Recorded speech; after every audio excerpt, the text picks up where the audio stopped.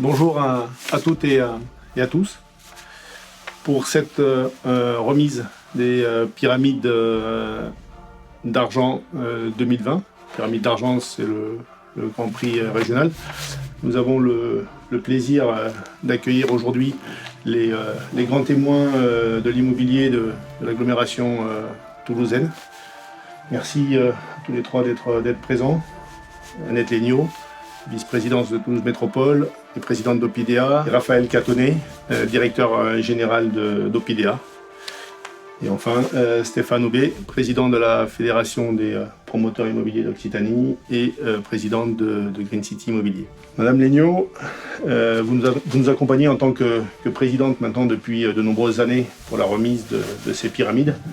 J'ai envie de vous demander qu'est-ce que vous avez pensé de ce cru 2020 en tant que présidente du jury. Bon, d'abord, ce sont toujours des beaux projets, puisque ce sont des projets que vous avez choisis, que les professionnels ont choisis. Donc forcément, ce sont des beaux projets qui sont présentés.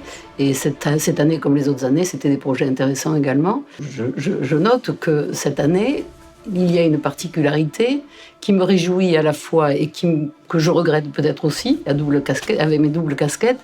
Ce sont des projets qui sont essentiellement, ou pour la majorité, dans des opérations de ZAC, avec un urbanisme encadré.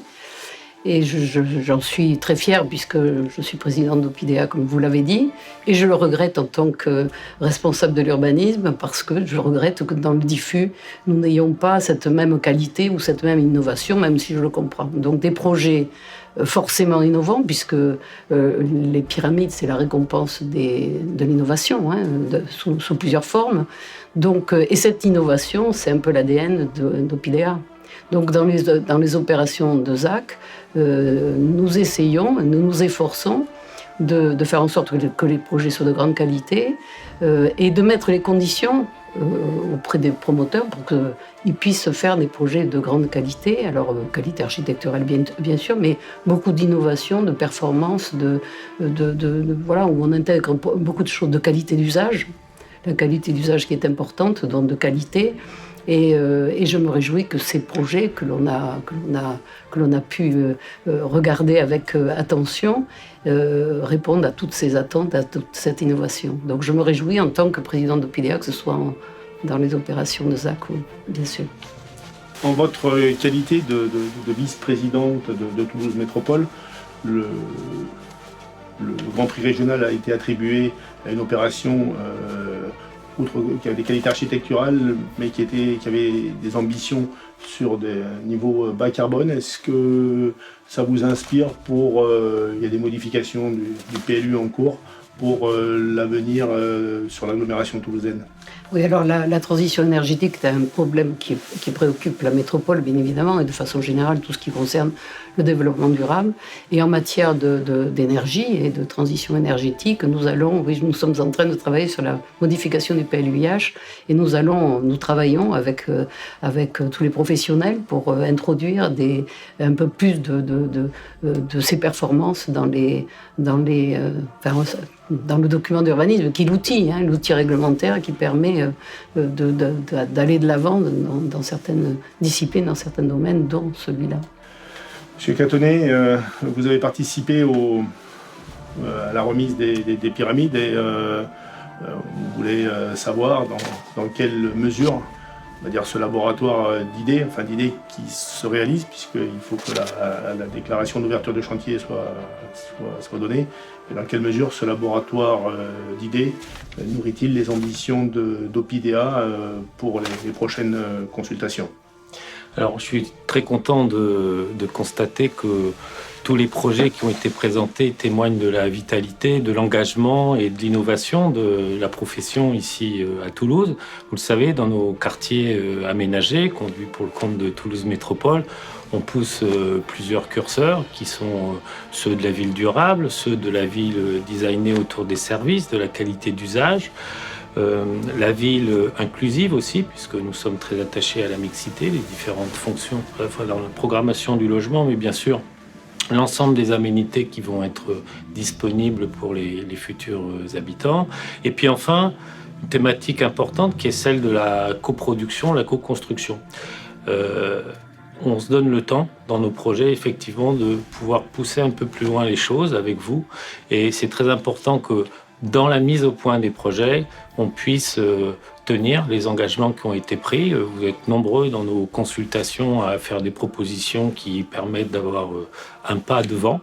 Eh bien, c'est ce travail en commun qui permet de concrétiser dans des projets qui ont été présentés aujourd'hui. Et moi, je suis très fier de voir que dans le palmarès de cette année, c'est une majorité de projets qui sont situés dans les ZAC et que le Grand Prix régional, finalement, fait ce pas d'avance vers la future RE 2020 qui va arriver très vite. Donc, nos opérations d'aménagement sont autant de laboratoires, de terrains d'essai pour concrétiser les innovations, se préparer à l'avenir et puis fabriquer le Toulouse de demain.